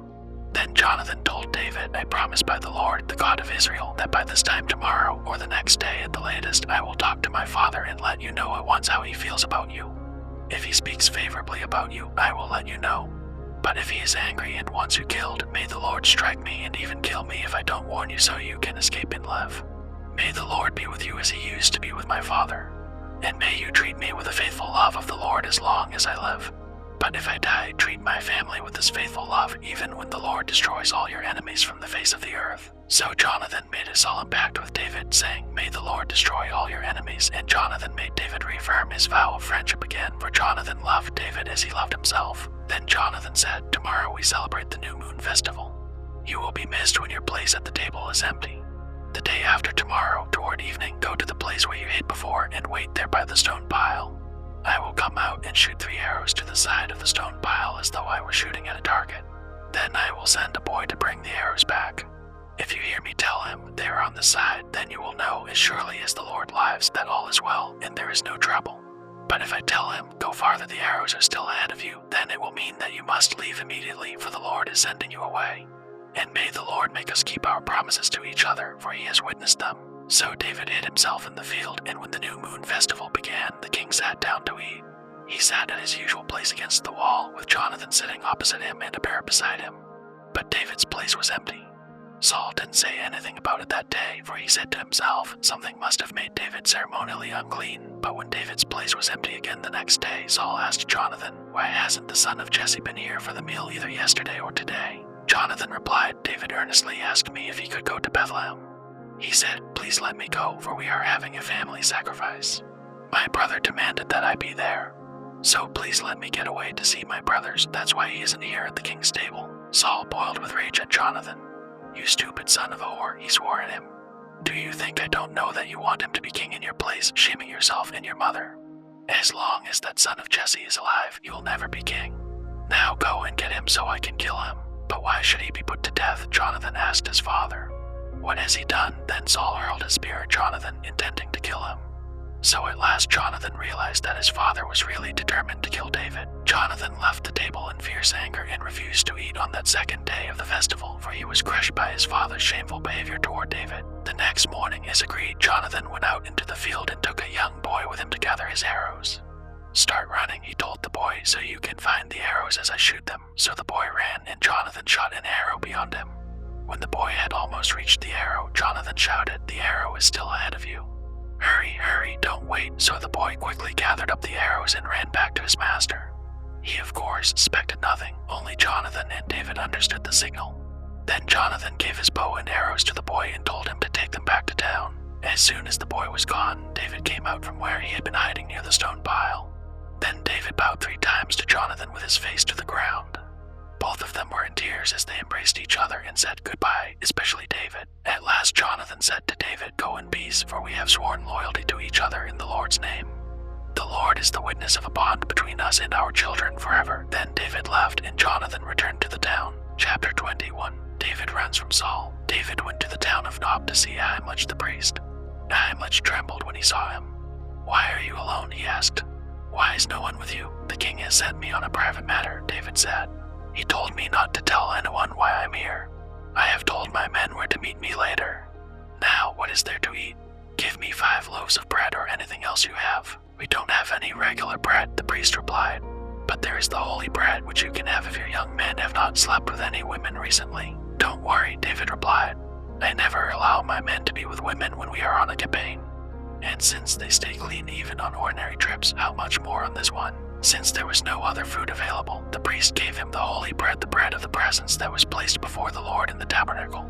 It had just been replaced that day with fresh bread. Now Doeg the Edomite, Saul's chief herdsman, was there that day, having been detained before the Lord. David asked Ahimelech, "Do you have a spear or sword?" The king's business was so urgent that I didn't even have time to grab a weapon. I only have the sword of Goliath the Philistine, whom you killed in the valley of Elah, the priest replied. It is wrapped in a cloth behind the ephod. Take that if you want it, for there is nothing else here. There is nothing like it, David replied. Give it to me. So David escaped from Saul and went to King Achish of Gath. But the officers of Achish were unhappy about his being there. Isn't this David, the king of the land? They asked. Isn't he the one the people honor with dances, singing? Saul has killed his thousands, and David his 10,000s. David heard these comments and was very afraid of what King Achish of Gath might do to him. So he pretended to be insane, scratching on doors and drooling down his beard. Finally, King Achish said to his men, Must you bring me a madman? We already have enough of them around here. Why should I let someone like this be my guest? Chapter 22. David at the cave of Adullam. So David left Gath and escaped to the cave of Adullam. Soon his brothers and all his other relatives joined him there. Then others began coming, men who were in trouble or in debt or who were just discontented, until David was the captain of about 400 men. Later David went to Mizpeh in Moab, where he asked the king, Please allow my father and mother to live here with you until I know what God is going to do for me. So David's parents stayed in Moab with the king during the entire time David was living in his stronghold. One day the prophet Gad told David, Leave the stronghold and return to the land of Judah. So David went to the forest of Hereth. The news of his arrival in Judah soon reached Saul. At the time, the king was sitting beneath the tamarisk tree on the hill at Jibah, holding his spear and surrounded by his officers. Listen here, you men of Benjamin, Saul shouted to his officers when he heard the news. Has that son of Jesse promised every one of you fields and vineyards? Has he promised to make you all generals and captains in his army? Is that why you have conspired against me? For not one of you told me when my own son made a solemn pact with the son of Jesse. You're not even sorry for me. Think of it. My own son encouraging him to kill me, as he is trying to do this very day. Then Doeg the Edomite, who was standing there with Saul's men, spoke up. When I was at Nob, he said, I saw the son of Jesse talking to the priest, Ahimelech son of Ahitub. Ahimelech consulted the Lord for him. Then he gave him food and the sword of Goliath the Philistine, the slaughter of the priests. King Saul immediately sent for Ahimelech and all his family, who served as priests at Nob. When they arrived, Saul shouted at him, Listen to me, you son of Ahitub. What is it, my king? Ahimelech asked. Why have you and the son of Jesse conspired against me? Saul demanded. Why did you give him food and a sword? Why have you consulted God for him? Why have you encouraged him to kill me, as he is trying to do this very day? But sir, Ahimelech replied, Is anyone among all your servants as faithful as David, your son-in-law? Why, he is the captain of your bodyguard and a highly honored member of your household. This was certainly not the first time I had consulted God for him. May the king not accuse me and my family in this matter, for I knew nothing at all of any plot against you. You will surely die, Ahimelech, along with your entire family, the king shouted. And he ordered his bodyguards, Kill these priests of the Lord, for they are allies and conspirators with David. They knew he was running away from me, but they didn't tell me, but Saul's men refused to kill the Lord's priests. Then the king said to Doeg, You do it. So Doeg the Edomite turned on them and killed them that day, 85 priests in all, still wearing their priestly garments. Then he went to Nob, the town of the priests, and killed the priests' families, men and women, children and babies, and all the cattle, donkeys, sheep, and goats. Only Abiathar, one of the sons of Ahimelech, escaped and fled to David. When he told David that Saul had killed the priests of the Lord, David exclaimed, I knew it. When I saw Doeg the Edomite there that day, I knew he was sure to tell Saul. Now I have caused the death of all your father's family. Stay here with me and don't be afraid. I will protect you with my own life, for the same person wants to kill us both. Chapter 23. David protects the town of Keilah. One day news came to David that the Philistines were at Keilah stealing grain from the threshing floors. David asked the Lord, Should I go and attack them? Yes, go and save Keilah, the Lord told him. But David's men said, We're afraid even here in Judah. We certainly don't want to go to Keilah to fight the whole Philistine army. So David asked the Lord again, and again the Lord replied, Go down to Keilah, for I will help you conquer the Philistines. So David and his men went to Keilah. They slaughtered the Philistines and took all their livestock and rescued the people of Keilah. Now when Abiathar son of Ahimelech fled to David at Keilah, he brought the ephod with him. Saul soon learned that David was at Keilah. Good, he exclaimed. We've got him now. God has handed him over to me, for he has trapped himself in a walled town. So Saul mobilized his entire army to march to Keilah and besiege David and his men. But David learned of Saul's plan and told Abiathar the priest to bring the ephod and ask the Lord what he should do. Then David prayed, O Lord, God of Israel, I have heard that Saul is planning to come and destroy Keilah because I'm here. Will the leaders of Keilah betray me to him? And will Saul actually come as I have heard? O Lord, God of Israel, please tell me. And the Lord said he will come. Again David asked, "Will the leaders of Keilah betray me and my men to Saul?" And the Lord replied, "Yes, they will betray you." David hides in the wilderness. So David and his men, about 600 of them now, left Keilah and began roaming the countryside. Word soon reached Saul that David had escaped, so he didn't go to Keilah after all. David now stayed in the strongholds of the wilderness and in the hill country of Ziph. Saul hunted him day after day, but God didn't let Saul find him. One day near Horsh, David received the news that Saul was on the way to Ziph to search for him and kill him. Jonathan went to find David and encouraged him to stay strong in his faith in God. "Don't be afraid," Jonathan reassured him. "My father will never find you. You are going to be the king of Israel, and I will be next to you as my father, Saul, is well aware." So the two of them renewed their solemn pact before the Lord. Then Jonathan returned home, while David stayed at Horsh. But now the men of Ziph went to Saul in Jibah and betrayed David to him. "We know where David is hiding," they said. "He is in the strongholds of Horsh on the hill of Hachilah, which is in the southern part of Jeshimon. Come down whenever you're ready, O king, and we will catch him and hand him over to you." "The Lord bless you," Saul said. "At last someone is concerned about me. Go and check again to be sure of where he is staying and who has seen him there, for I know that he is very crafty. Discover his hiding places and come back when you are sure. Then I'll go with you. And if he is in the area at all, I'll track him down, even if I have to search every hiding place in Judah." So the men of Ziph returned home ahead of Saul. Meanwhile, David and his men had moved into the wilderness of Maon in the Arabah valley south of Jeshimon. When David heard that Saul and his men were searching for him, he went even farther into the wilderness to the great rock, and he remained there in the wilderness of Maon. But Saul kept after him in the wilderness. Saul and David were now on opposite sides of a mountain.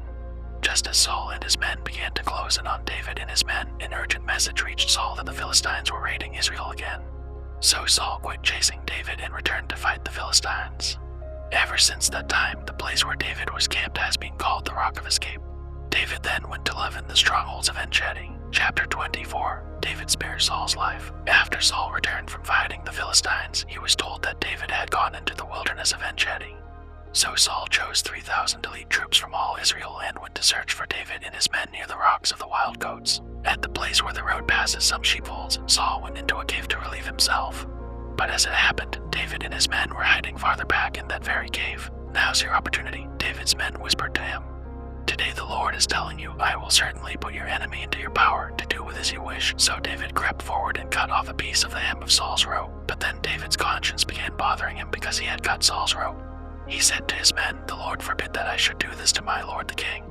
I shouldn't attack the Lord's anointed one, for the Lord himself has chosen him." So David restrained his men and did not let them kill Saul. After Saul had left the cave and gone on his way, David came out and shouted after him, "My lord the king," and when Saul looked around, David bowed low before him. Then he shouted to Saul, "Why do you listen to the people who say I am trying to harm you? This very day you can see with your own eyes it isn't true. For the Lord placed you at my mercy back there in the cave. Some of my men told me to kill you, but I spared you. For I said, I will never harm the king, he is the Lord's anointed one. Look, my father, at what I have in my hand. It is a piece of the hem of your robe. I cut it off, but I didn't kill you. This proves that I am not trying to harm you and that I have not sinned against you, even though you have been hunting for me to kill me. May the Lord judge between us. Perhaps the Lord will punish you for what you are trying to do to me, but I will never harm you. As that old proverb says, from evil people come evil deeds, so you can be sure I will never harm you. Who is the king of Israel trying to catch anyway?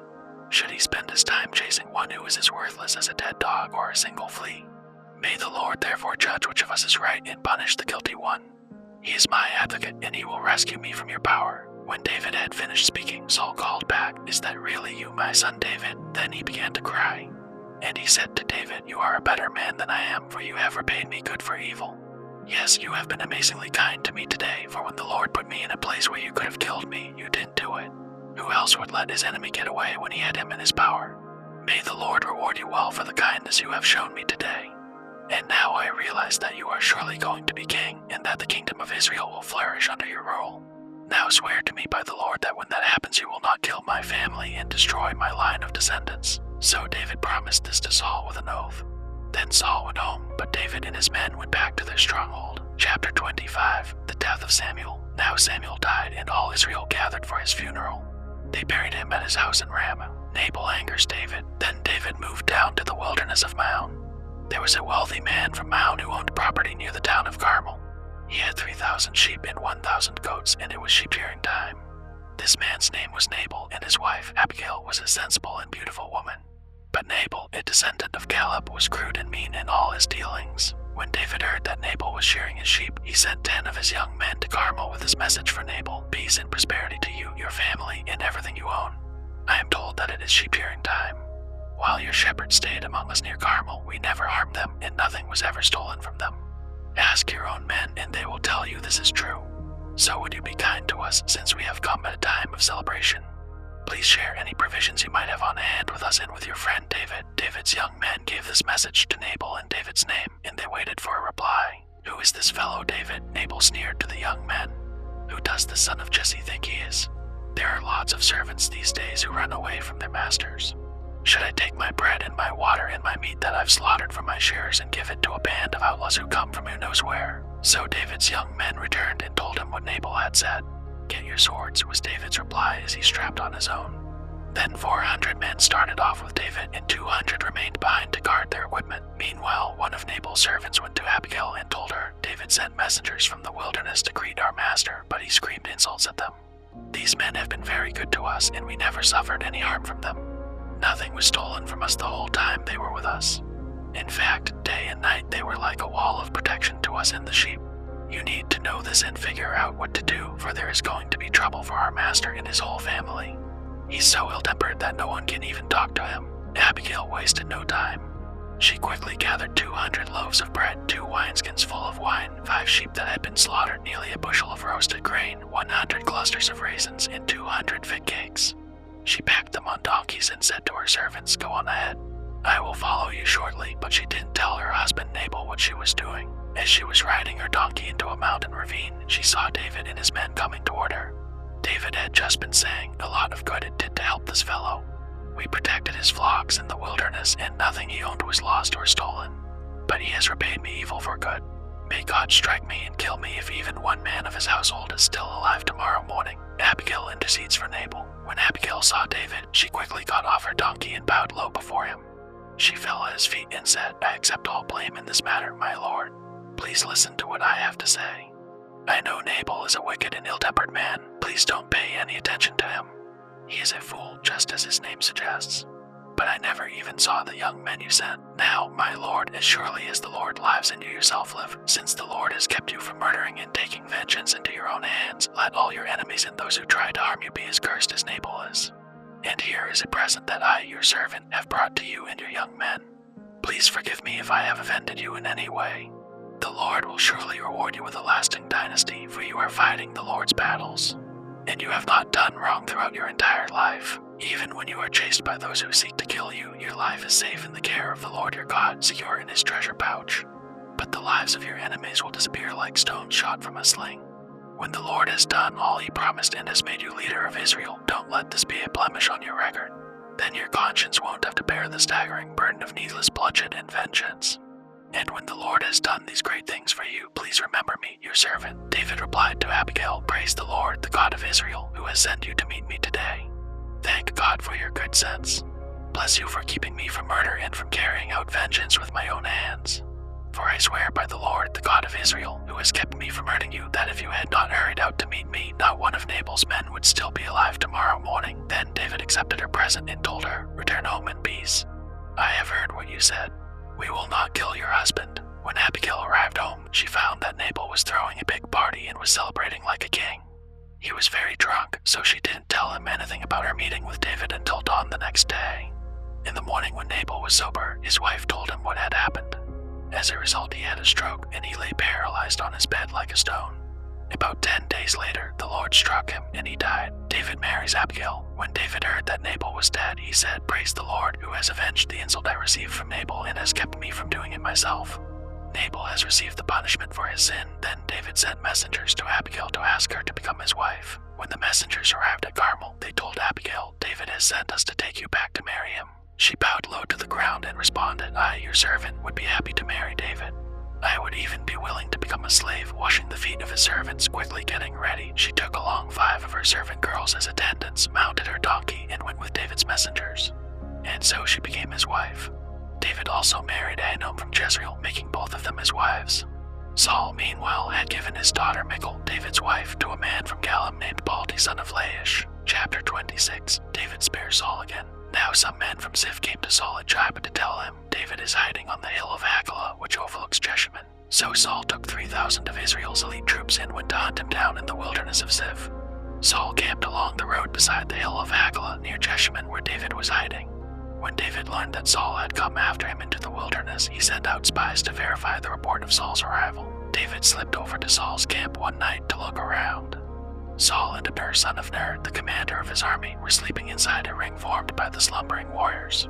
Who will volunteer to go in there with me? David asked Ahimelech the Hittite and Abishai, son of Zeruiah, Joab's brother. I'll go with you, Abishai replied.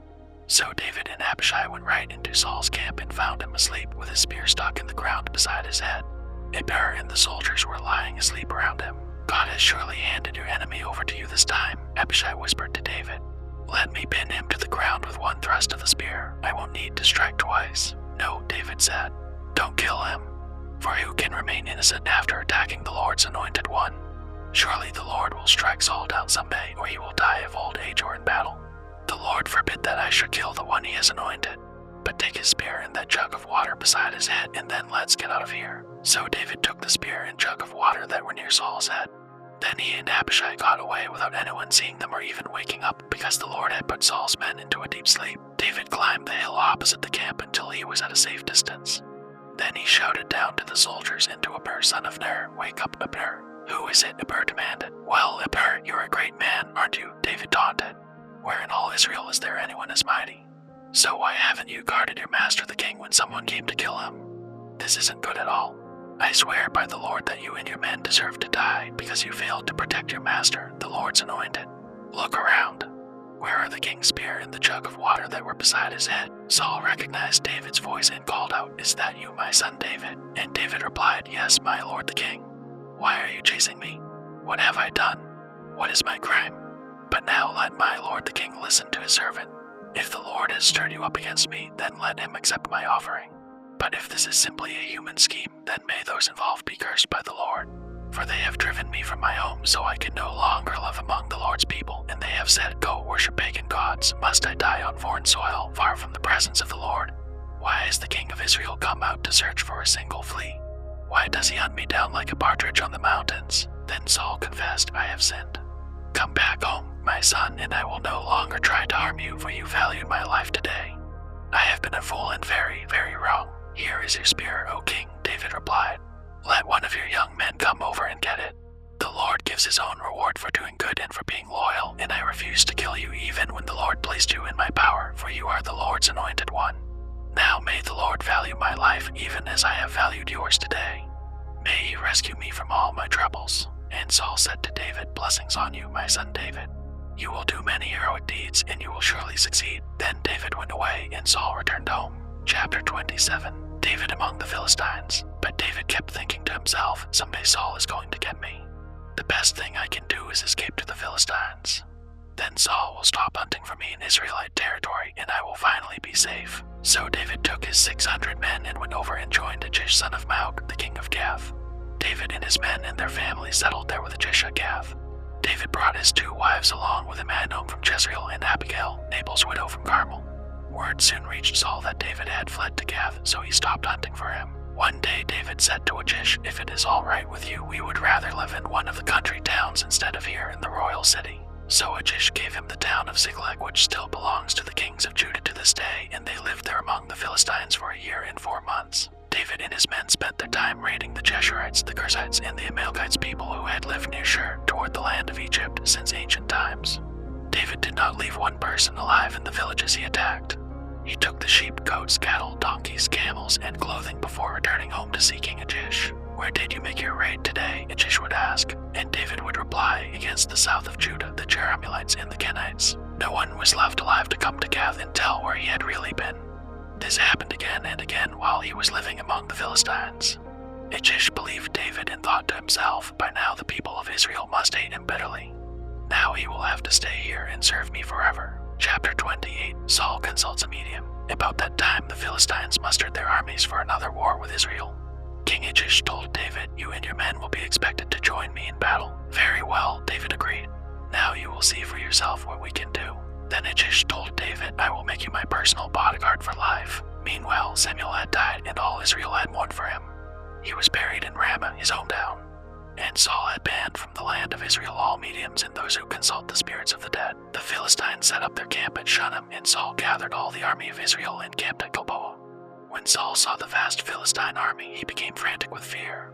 He asked the Lord what he should do, but the Lord refused to answer him, either by dreams or by sacred laws or by the prophets. Saul then said to his advisors, "Find a woman who is a medium so I can go and ask her what to do." His advisors replied, "There is a medium at Endor." So Saul disguised himself by wearing ordinary clothing instead of his royal robes. Then he went to the woman's home at night, accompanied by 2 of his men. "I have to talk to a man who has died," he said. "Will you call up a spirit for me? Are you trying to get me killed?" the woman demanded.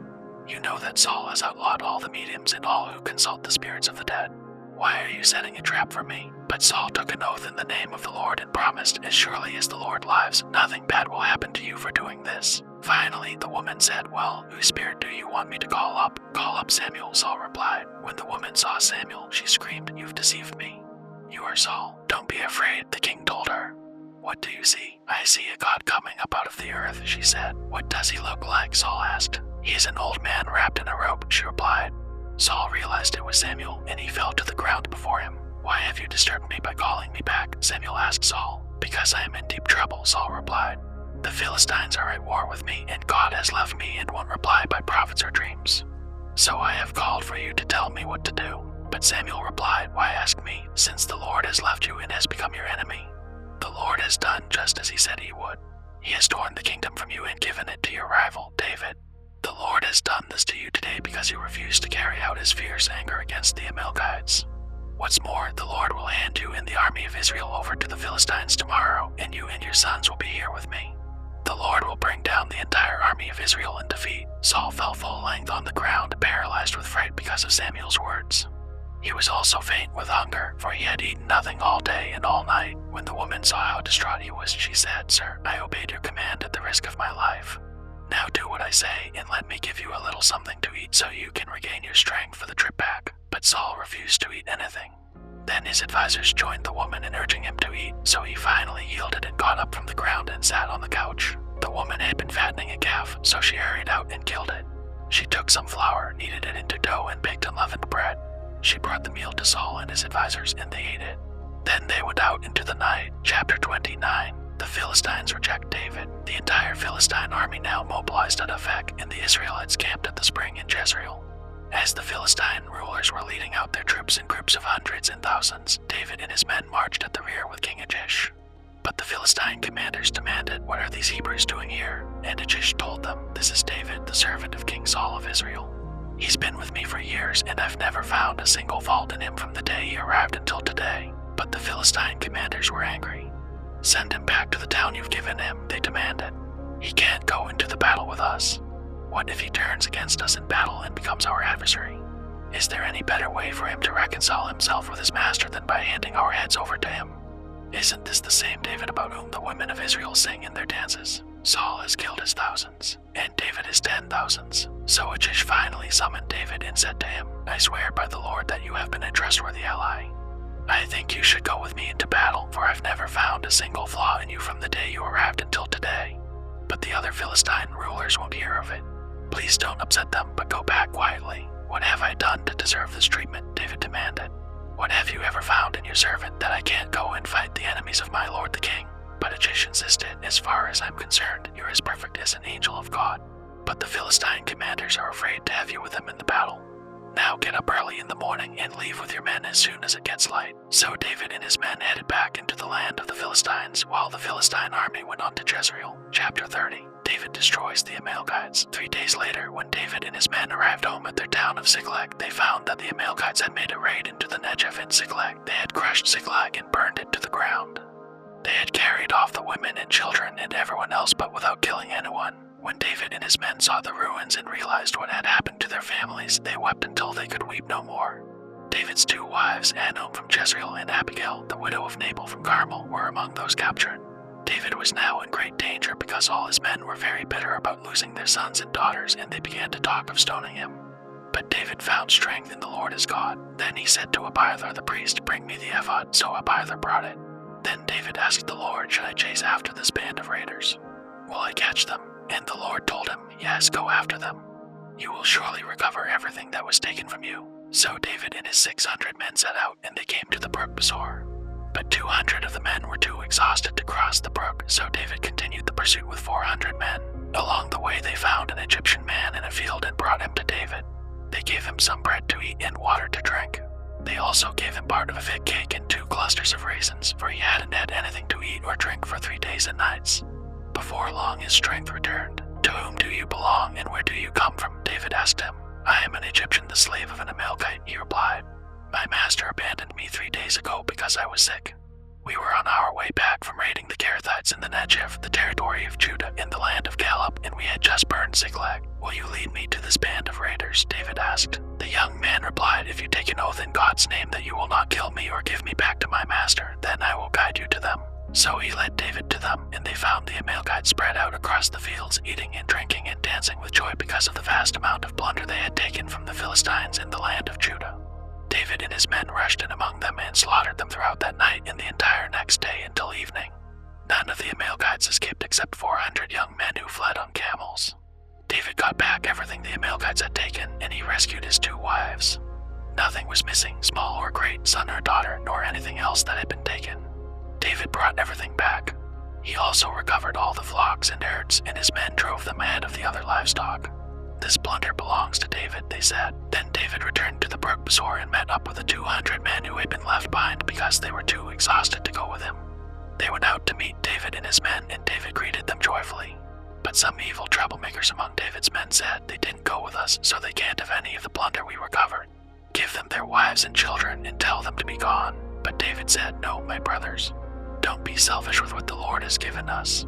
He has kept us safe and helped us defeat the band of raiders that attacked us. Who will listen when you talk like this? We share and share alike those who go to battle and those who guard the equipment." From then on, David made this a decree and regulation for Israel, and it is still followed today. When he arrived at Ziklag, David sent part of the plunder to the elders of Judah, who were his friends. "Here is a present for you, taken from the Lord's enemies," he said. The gifts were sent to the people of the following towns David had visited: Bethel, Ramoth Negev, Jadir, Aroer, Siphmoth, Eshtemoa, Rakel, the towns of the Jerahmeelites, the towns of the Kenites, Hormah, Borshan, Hathach, Hebron, and all the other places David and his men had visited. Chapter 31. The death of Saul. Now the Philistines attacked Israel, and the men of Israel fled before them. Many were slaughtered on the slopes of Mount Gilboa. The Philistines closed in on Saul and his sons, and they killed 3 of his sons, Jonathan, Abinadab, and Melchishua. The fighting grew very fierce around Saul, and the Philistine archers caught up with him and wounded him severely. Saul groaned to his armor-bearer, "Take your sword and kill me before these pagan Philistines come to run me through and taunt and torture me." But his armor-bearer was afraid and would not do it. So Saul took his own sword and fell on it. When his armor-bearer realized that Saul was dead, he fell on his own sword and died beside the king. So Saul, his 3 sons, his armor-bearer, and his troops all died together that same day. When the Israelites on the other side of the Jezreel Valley and beyond the Jordan saw that the Israelite army had fled and that Saul and his sons were dead, they abandoned their towns and fled. So the Philistines moved in and occupied their towns. The next day, when the Philistines went out to strip the dead, they found the bodies of Saul and his 3 sons on Mount Gilboa. So they cut off Saul's head and stripped off his armor. Then they proclaimed the good news of Saul's death in their pagan temple and to the people throughout the land of Philistia. They placed his armor in the temple of the Ashtoreths, and they fastened his body to the wall of the city of Bethshan. But when the people of Jabesh-Gilead heard what the Philistines had done to Saul, all their mighty warriors traveled through the night to Bethshan and took the bodies of Saul and his sons down from the wall. They brought them to Jabesh, where they burned the bodies. Then they took their bones and buried them beneath the tamarisk tree at Jabesh, and they fasted for 7 days.